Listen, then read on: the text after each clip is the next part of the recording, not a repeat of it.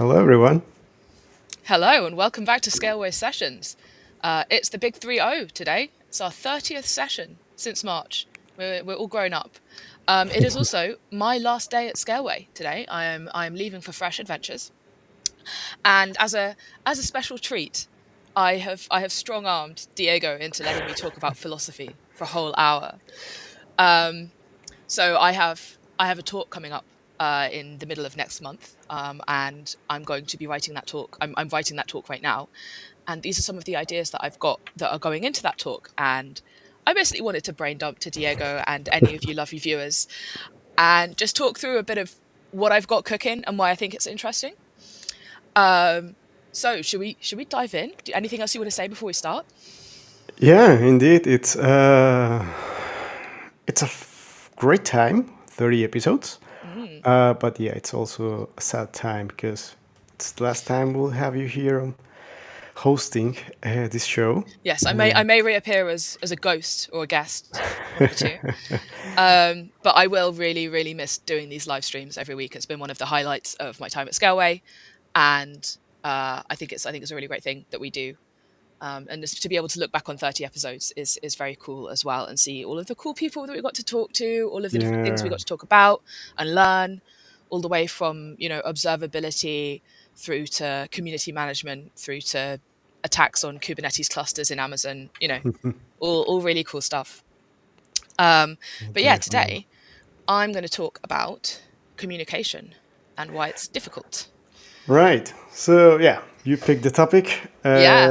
It was weird compared to the other types of episodes we've had.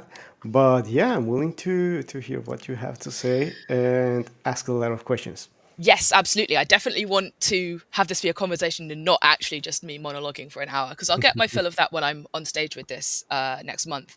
So it's a keynote talk, which is why it's not like a deep technical dive into anything.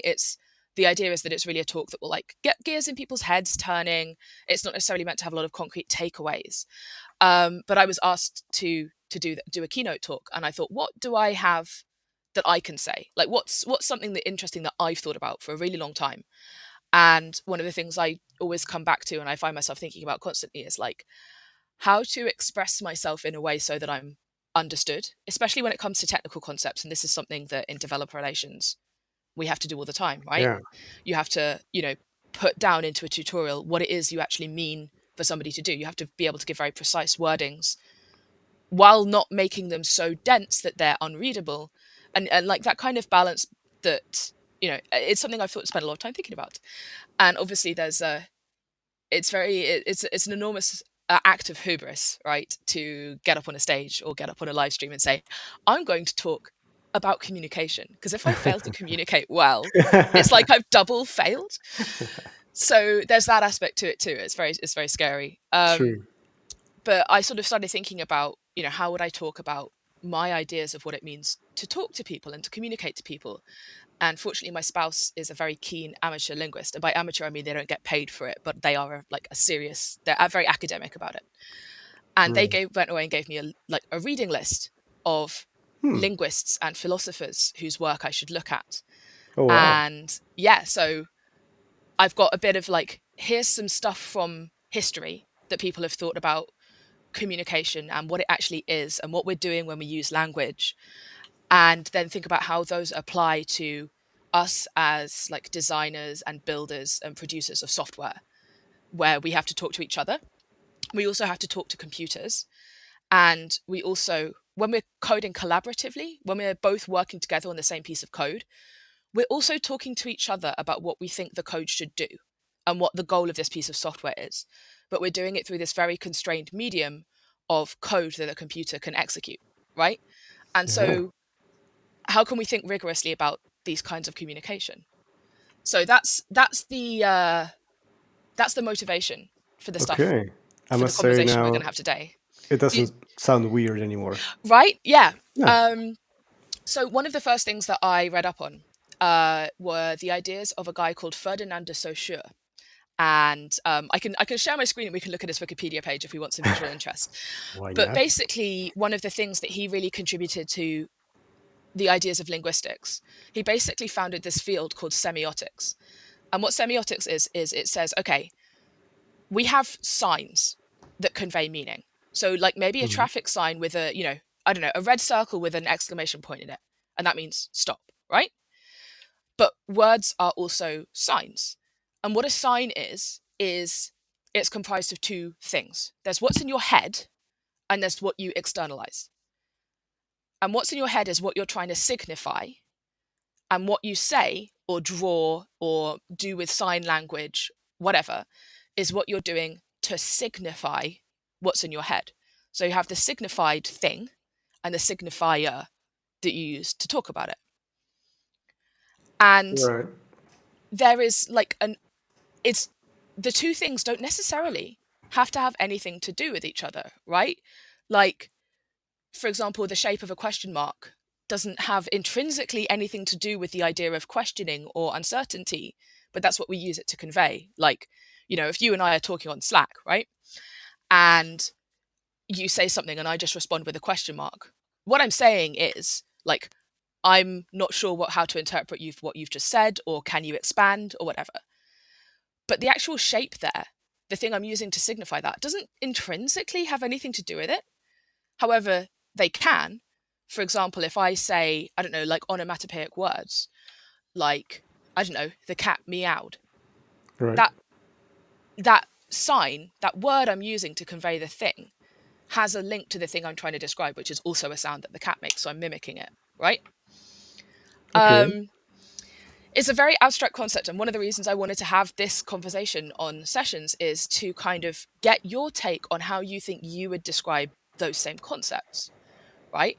Like, if you've ever had a feeling that you couldn't articulate or a concept that you couldn't articulate, but the idea of it is so clear in your head, but you couldn't find the words for it. The thing you wanted to signify was very, very clear, but you didn't have the right signifiers to get that Okay. meaning across. Okay. I know what I want to express. I don't know how to convey the Right. message. Right.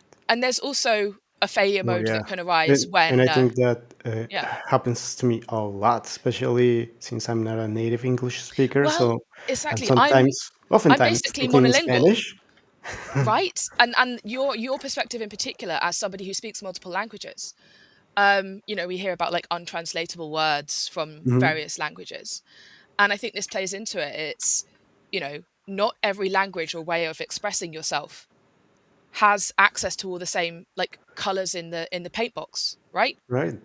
Um, and so instead what we do is we compound them and use them as components to describe something, you know. So like you say, these untranslatable words, they always exist alongside a translation, right? It's like, oh, sonder, the understanding that everybody else has as deep an inner life as you do, or something. I forget which one. That might be two, I might be mixing up two words there. But it's like, oh, they're untranslatable. Well, you've just translated it. But what it is that it doesn't have a direct equivalent, and that Yeah. the signifiers we have to use are a little more unwieldy. And the more complicated it becomes to express something, the greater the chance that the person you're trying to express it to won't understand it in the same way that you meant it. All right. Yeah. And something interesting that happens is that I end up using these mechanisms both ways. So I need sometimes I need to use a Spanish word when speaking with someone who only speaks English, and that's a blocker. Well, I have a great But then, example of this as well. Yeah, go on. when speaking with someone who speaks Spanish but also speaks English, sometimes it's easier for me to continue the conversation because I can use those English shortcuts that exist. And like, so for example, in English, if somebody says to me, oh, I've just had a really awful week, my grandma died. In English, I can say sorry. But in Spanish, it's very different to say lo siento there than it is to say disculpe, right? Indeed. Yeah. But in English, we often have to disambiguate. And I find myself using lo siento, even though I don't speak barely any Spanish. Like, that's easily my most used Spanish phrase because we don't have a good equivalent in English. Like, the closest is kind of like, oh, I hate that for you. But that doesn't have the same tone as Right. it sounds flippant, right? And so what I have in my head that I'm trying to convey Mhm. is lo siento, but I can't signify that in English. And so coming back to Saussure, like what he did was he said something that seems quite obvious once you've kind of got your head around it. What's in your head and what you say to express it are two separate things that are linked because you link them, and the context of the language we're speaking has linked this sound or this shape or this color to the concept that you're trying to convey. But actually, they're not. They're not. They can be considered separately, and that when you start to consider them separately, you start to understand some of the ways that we miscommunicate sometimes. So, for example, I tutored maths when I was in university, and this is really like the concepts you're trying to convey are very abstract. And there might be a million different ways of expressing a given mathematical concept, and only a handful of them will make sense to the student that you're tutoring. So you've got to try a bunch of different ones.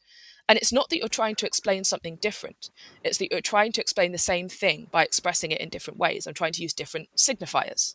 So you're trying to find the common language between you two. Yeah, yeah, I'm trying to find a way of expressing what I mean so that when the other person hears it, it causes the thought in their brain that I have in my brain.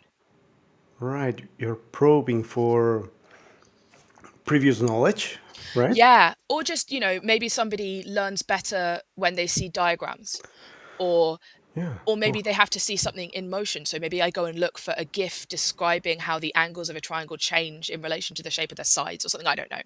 Something like that. Trying to explain the sine rule or something. Um, Maybe that's the thing that lets them go, and that's how their brain would signify that concept. wow, communicating. It's hard. Right? And Yeah. so that was a thing where, like, my spouse said, "Oh, you've got to go and read Saussure's ideas of semiology." So semiotics is like signs, and semiology was like what he specifically called it. And his idea was that the signifier that you use to try and communicate a concept isn't intrinsically linked. So, and this was quite a novel concept at the time, and he was in the 1800s, Saussure.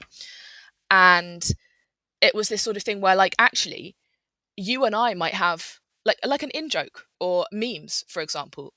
Like, I'm trying to think of a common meme. I don't know. I'm blanking. I live and die by memes, and I'm blanking.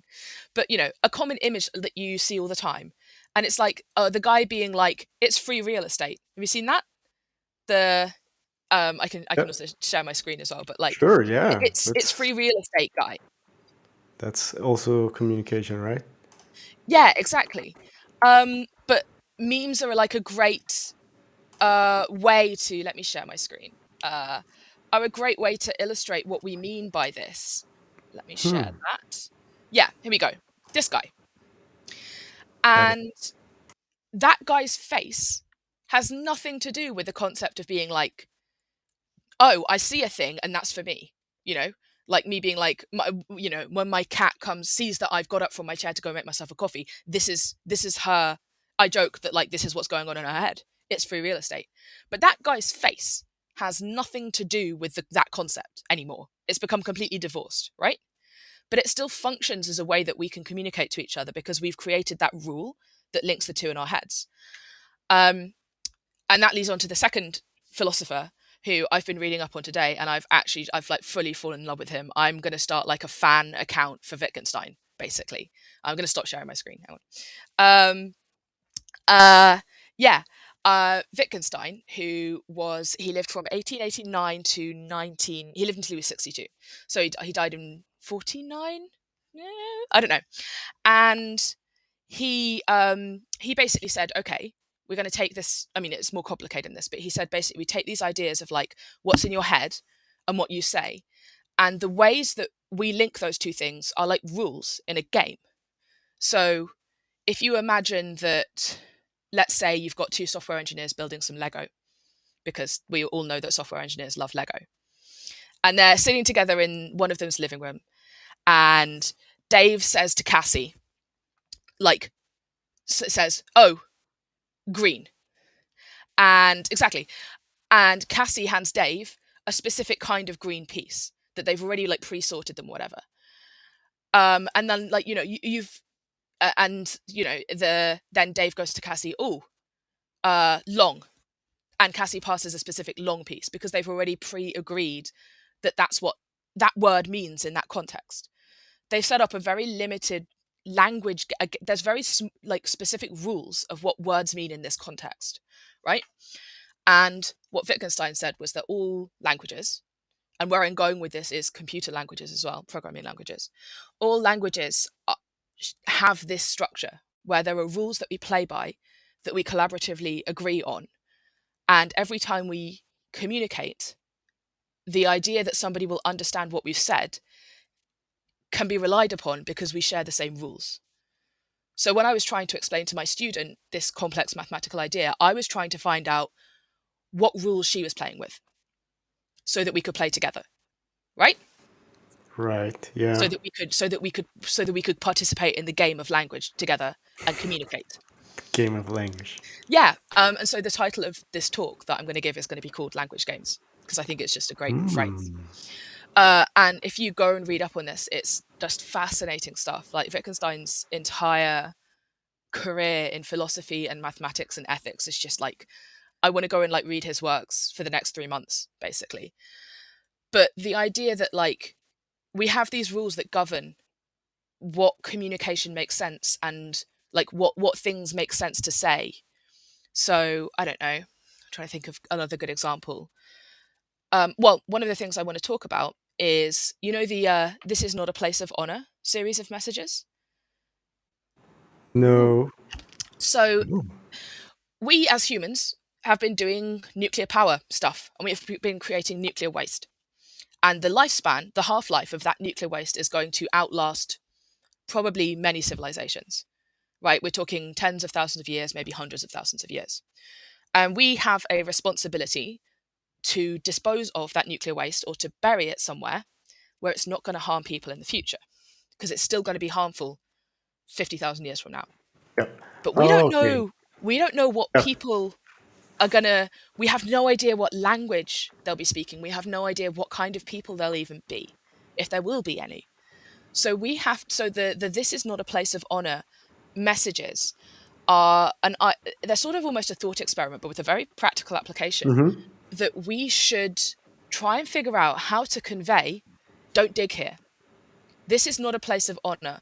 There is danger here. The danger is to the body. And like, it's the most metal series of like statements. You can go look it Yeah. up. And the idea is, how can we convey this very complex, potentially like explaining what nuclear waste even is when we Yeah. don't know we don't know the rules that the people are playing by. In that, like these future people that they're trying to communicate with, we have no idea their context. You know, how can we convey meaning to them without knowing any of the rules of the language game that they're playing with, right? And it's this really interesting thing where it's like, okay, here's the kind of words that we're trying to convey. Here's what we're trying to convey in very simple English words. Yeah. But actually, it's like, okay, what about designing symbols that try and convey that danger? And so the nuclear hazard symbol with the sort of the three, you know, the circle in the middle with the three spokes coming out of it, the Yep. wedges, is an attempt to design something that kind of conveys danger Looks on, aggressive. Yeah. yeah, on a language agnostic, like language rules agnostic level. And that, I think, is impossible to actually do, but it's the best attempt we're making. Do you And know during your investigation when was the first time this school icon was used? well, I mean, I think of pirate flags. Right. I think And of what was the the message they were trying to convey? danger will mess you up, you know. Right. Death, I guess, more generally. You know, you don't see, because I mean, even in normal human life, you don't see skulls. And Yep. in prehistoric life, people would They're not not have seen supposed to. skulls. Yeah. It's like, you know, you bury your dead. The people, by and large, bury their dead or cover them in stones or whatever. Skulls only appear in bad times, Yeah. bad situations. So as a universal symbol of no bueno, that's a really good one, right? Yeah. But we don't even know that the people who we're talking to will look like us. Because in Exactly. 50,000 years, you know, maybe the orcas have taken over, right? Yeah. Maybe aliens came and colonized the planet after we all nuked ourselves to death, right? Yep. And we still have a responsibility to those people to not let our nuclear waste harm them. So the idea of like rules of language games help you to kind of understand what the goal of that communication is, why it's so hard, and what might be going on when you are talking to other people. Like maybe you've made an assumption about the rules they're playing by that's not true. Yeah. And computer programming is one where we have very specifically set out the rules. A computer language, a programming language, is a sort of formal language that we have said, okay, this is what it makes sense to say in this language. It's like syntax. Does your code compile or not? And then here is precisely what it means.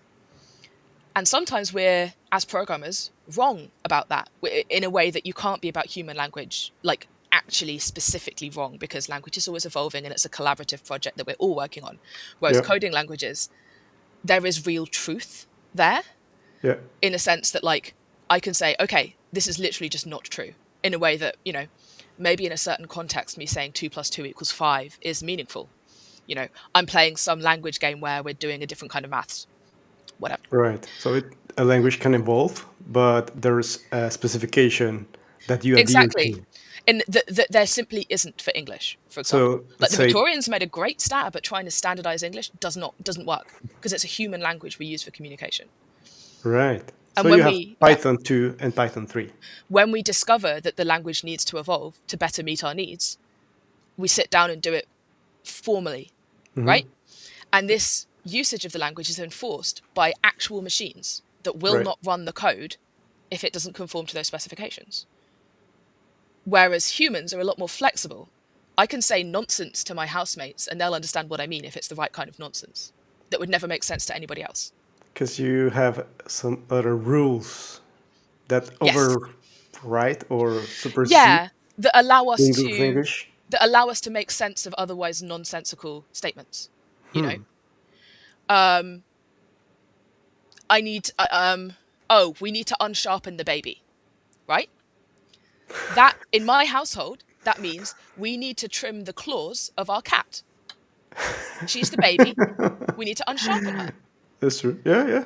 So, but you can't be that cavalier and that casual with evolving a Yeah. programming language, because everybody needs to use it collaboratively in a way that well, hang on though, you can, because you can write modules. You can write packages, you can define functions. So in your own specific context of a project that you're building together with somebody else, maybe you need to express something that language doesn't make easy for you. So you write some code to do it for you. You create the language rules. Yeah, instead of writing 100 lines, you create a module that's 2 lines. Exactly. So, or we import libraries or whatever. So that's how this whole stuff ties into programming on one level, right? When we're talking to computers, we have these very specific language rules that allow us to actually communicate with the computers, in theory, perfectly, in a way that you can't with other people. You can never be sure that what you've communicated to another person is exactly what was in your head. But with computers, if it's code that fits in your head, and like a certain thing you want the computer to do that you understand completely, you can make sure that is exactly what the computer's doing. And obviously, the level of complexity that we're at these days, right? That's also basically impossible, right? You unless you read assembly, unless you're there looking at the processes and you can determine where all the electrons are going, we're not.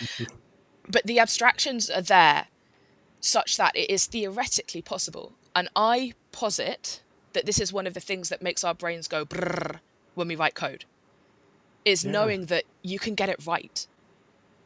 And you can communicate what you wanted to happen to the computer perfectly and then see it do it and get confirmation that you did that communication correctly. There's a finite set of instructions that you can permute. But if it's a Turing complete language, then you can do those there are infinite ways that you could compose them together. But there's, since the keywords that you can use are part of a standard, Mm, then you can figure it out. yeah. There's And no confusion in the end or misinterpretation. yeah, theoretically, between you and the computer, that you can actually communicate in theory perfectly. Hmm. Of course, it all gets complicated again because we want to write code with other people. And That's so the other when I've part. written a function and I've named my variables something, somebody else might go, Uh-huh. actually, this is misleading. Or actually, I think the data structure fits better if we do it this way. Yep. And that's where you get into the difference between what's in my head and what's in somebody else's head. And we're communicating about what those different ideas are through the medium of code that a computer can execute. Okay. So Yeah. you add another person. Now that communication adds another layer. So you had the contract between you and the computer. Yep. And now on top of that, you need to handle the communication between you and the other person and the Yep. language and the interpretation of the best way to communicate with the Yes. computer. Uh-huh. And sometimes the difference there is between you actually have different ideas in your head of what it is that you're trying to do. And sometimes you have ideas in your head about what is the best way to make that what the computer does.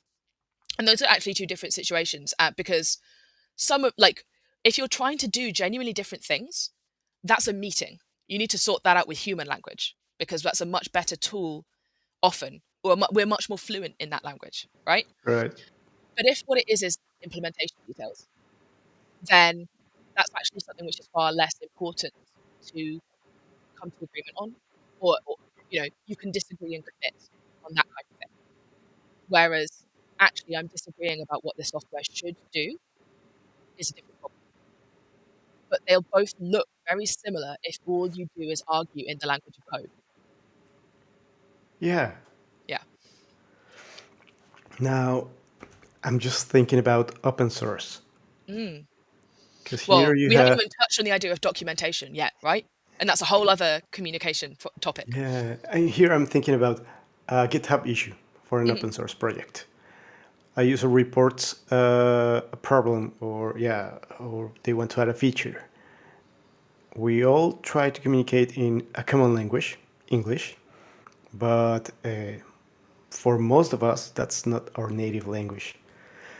And we know what we want to convey in the GitHub issue that we create, but then a whole conversation starts, and everyone keeps adding up their limited set of characters and understanding of the language, Mm. if that's the case. And on top of that, we add our perspective of how we should communicate with the machine. Yes. You can see why it all becomes very messy very quickly. And my aim with getting up on stage and talking about these ideas is just to put the idea in people's minds that there's a way to think about these situations that can help you maybe untangle some of that mess. It might, or at least like you've got a tangled ball of yarn and maybe it's really tightly knotted. Maybe at least you can start to pull apart the knot, and it doesn't help you undo it, but it helps you see which bits are the worst, which bits you think you could get involved with. It helps you get a better perspective of what's actually going on in a situation because you can understand some of the mechanisms behind why are people talking the way that they are and what might they mean and which parts of it are meant for which people. So, you know, if I overhear an argument between, let's say, a married couple that I'm sitting next to in a restaurant, I can't understand what's going on between them necessarily because I don't have all that shared context. I mean, let's forget the fact that I'm being really rude and eavesdropping, but it's like something that happens if you're third wheeling with two people. You and two friends are hanging out and they're much closer to each other than they are to you, or they're dating or whatever, Yep. and they have their own language rules. And some of that's formed by shared context, like Yep. you say to someone, oh, this is just like that time in Florence, oh, this is like this bit, or it's like that thing from the TV show that we've both watched and another person hasn't. All of these things add rules into the language game and give you access to new signifiers, but only if the other person shares the understanding of what those signifiers mean. Right. Yeah. Hmm. Otherwise, you're there just guessing Yeah. and interpreting things Yeah, you're however doing you take guesswork it. rather than actually knowing, or at least thinking that you know what the other person's talking about. Wow. Yeah. Yeah. I better talk to computers then. Well, this is the thing. That's one of the things I put in my abstract was like, here's why it's sometimes easier to talk to computers, because the rules are all just there, and sometimes they're really complicated, and sometimes you don't know how best to apply them, and maybe they do something you don't expect because you didn't fully understand what was going on, or because the abstractions that we're using fail. Like, you know, sometimes AWS data centers catch on fire. Not Scaleways, never Scaleways. But sometimes the abstractions we make, such as this service will always be available, or my memory, my RAM is good. Maybe you have a bad stick of RAM in your personal laptop. Like sometimes those assumptions fail, but as long as those abstractions by and large work, the way we can communicate to a computer is actually often a lot more understandable and less touchy-feely and less sort of ontologically unknowable than Yeah. talking to other people. And I think that might be one of the reasons why, as a profession, engineering attracts so many people with neurodivergence, right? That's very appealing. If you can say, Yeah. okay, I actually know how to make this thing work. People are very confusing. This is just a true fact. Um, Yeah. yeah. Initiation of a word. Mm. How, if was that sarcasm? That's something that, yeah, Yeah. sometimes you I had can't a thing. understand. I had a thing recently where I was organizing an event, and one of the people who was also organizing this event, I could not read their tone on text at all. And I was constantly worried that like I'd been annoying, I put my foot in it, and I was reading back through my things, trying to reanalyze what was going on. And of course we met in person, and it was lovely, and we had great conversations, and I now am not worried about those previous interactions where I didn't Yeah. know what was going on. But that's because in person, suddenly you have access to a whole load more information Yeah. that helps informs the rules of the language game that you're playing and tell you more about what's going on. If somebody's smiling while they're saying something, that's a signifier that you have to do something to make that translate over text, like add a smiley face, but then it doesn't have the same tone necessarily. So again, the signifiers aren't a perfect one-to-one match. Yeah. I don't know if you have the thing where like people of our parents' generation, for example, will put ellipses at the end of messages just to indicate, oh, I'm kind of trailing off my thought here, dot, dot, dot. Wow, that's so interesting, dot, dot, dot. And what they mean is like, wow, that's so interesting. But what you hear is, wow, that's so interesting. You know, what you Yeah. read, because that signifies something different to different generations of people who've been using text-based communication. Um, and it just that as an example of but it means something completely different to them. True. Yes. Total true. Yeah. I Yeah. oftentimes find myself avoiding texting people in order to, yeah, just avoid confusion and avoid misunderstanding because of those missing pieces of the whole communication.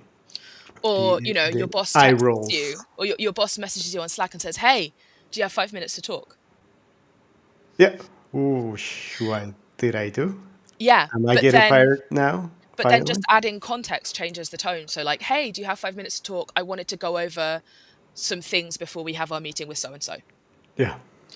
And so like when it comes to text-based communication, I often end up giving more context, because the downside is that you can appear patronizing, right? Mhm. Obviously that person already knows this, that, the other. But to give the other person as much context about what it is that I am trying to communicate as possible, so that they can have an accurate, they can respond in the way that they would feel is appropriate, having that information. That's a Um, great strategy. Yeah. yeah, but it's something I have come to deliberately, like consciously, after thinking about communication and what's going on when we communicate. And so something that's been really interesting for me doing this research for this talk that I'm going to write is finding out that lots of like famous old dead dudes have basically done all of this work already and have said the same things. Uh, yeah, and have thought about what actually is going on when we communicate. How can we make our lives easier as people who need to communicate in order to operate in the world? Um, yeah, so that's kind of the thesis statement of my talk. Um, we've done 35 minutes, and it's an hour long slot. And obviously, when I give that talk, there's going to be a lot more like Memes. slides. Yeah, memes, slides, weird bits of history, facts. Hmm.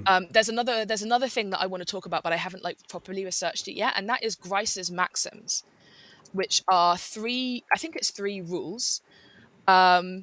Grice's four maxims, which are about they're like principles for governing cooperative communication. So, duh, duh, duh. Let's have a look. Maxim of quantity is to be informed. So there's like four rules for if you're going to communicate effectively, and this doesn't apply to jokes, and it doesn't apply when somebody's lying. The precept here is that we're cooperatively communicating. Um, so you need to make what you're saying informative. You need to include all the information that is necessary, but no more. You need to you need to be truthful. You need to reflect reality to as far as like to the best of your ability. You only need to include information that is relevant to the current exchange. And the last one is really hard. It's the maxim of manner is to be clear, maxim of clarity. So you should, you know, be straightforward in expressing what it is that you mean to express. Don't talk about it with roundabout words. Don't use thesaurus words. You know, don't say indubitably when what you mean is clearly. You know, Yeah. uh, but again, like those don't. But the thing is, you can break these rules all the time. We break these rules all the time for effect. Like Right. if I say my brain is like a dish sponge that is too old and really needs to be thrown out. Hmm. Obviously, that's not like maximally short. That's not clear, but I'm doing it for humor purposes. I'm making a joke. Hmm. I'm doing it to like just be a bit silly because what I really mean is I'm tired and I'm not thinking well. Um, but so there's these sort of rules that Max Grice has come up with. I need to learn about the history of these things, but that this person has observed as rules and general trends for cooperating in the game of communication. Hmm. If you're trying to just communicate efficiently, for example, let's say you are, I don't know, organizing a conference and you have limited time in which to do it. You don't have time, or you're not, it's not a place where like you're going to be making jokes, or I don't know. Military communications, for example, there would be a really good example of where these you would find these, right? It's not a Right. place where you're going to lie or make jokes or include more information than is relevant. Like I could imagine somebody who is in like, sort of military communications Hmm. being trained on these exact maxims. Hmm. And I'm sort of still mulling over how am I going to fit them into this talk. But I think that also maybe like those could apply really well to software programming because you're not, you want to Yeah. write things that are true. You don't want to Yeah. include more context than necessary. I keep thinking about lying. And Mm, yeah, you're not. You lying is different. mm. The type of communication that you do when you're lying is different because you want Or when to you're joking, right? Like you're setting up a do joke and something there's a else. punchline. You're telling a story in a roundabout way for humorous effect because you want somebody to be like laboring under a Hmm. misapprehension. You want somebody to not know an important fact until the end and it's the punchline or something. Different kinds of jokes, different structures.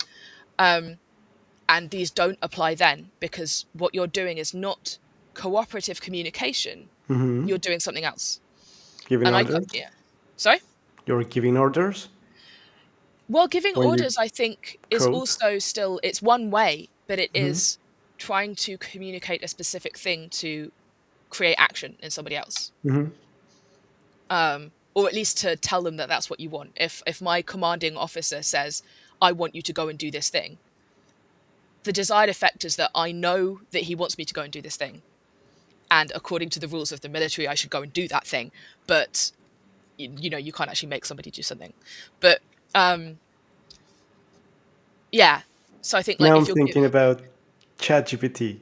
mm, When you ask right? ChatGPT to write a piece of code for you. It can't do the is this true thing. That's not Hmm. what it's for. Um, So it's not collaboratively communicating with you or cooperatively communicating with you, Right. because it has no way of conceiving of these maxims of communication, because it doesn't have an idea of truth. Like a Right. large language model has nothing to do with what is true or not. It has to do with statistics and like, is this a statistically reasonable answer or response to this prompt? Although I've seen ChatGPT answering something like "you are lying."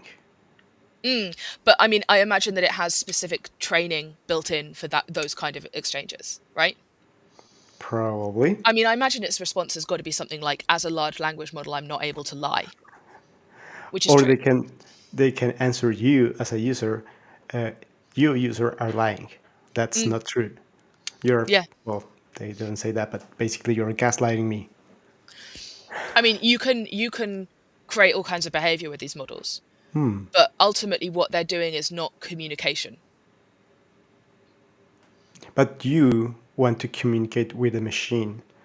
Yeah, So it's similar to the way you communicate with a machine by coding, right?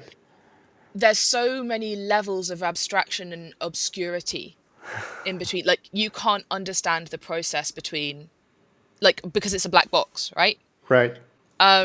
Which I think makes it qualitatively different to writing code, like me writing some Python, because in theory it's deterministic what happens when I run that piece of code. In theory, I can go and understand, okay, how is this Python implemented in C? And then how does this C get compiled down to machine code or assembly? And then, I can understand each of those layers. Like, they're really, really complicated. But in theory, if I know which compilers are being used and what architecture I'm running my code on, I know what will happen at each stage of the process. That's not true when you're using a large language model. There's a big black box that you can't introspect. Right. And I think that's one of the things that is qualitatively different about something like prompt engineering, which is a fascinating concept that I want to learn more about. That's, I think, what makes that a different problem and a different sort of discipline and a different set of things to consider than programming in a programming language with specifications. Because the language that you use when you talk to ChatGPT doesn't have specifications. You're doing natural True. language processing. Yeah, that's true. Mhm. Wow.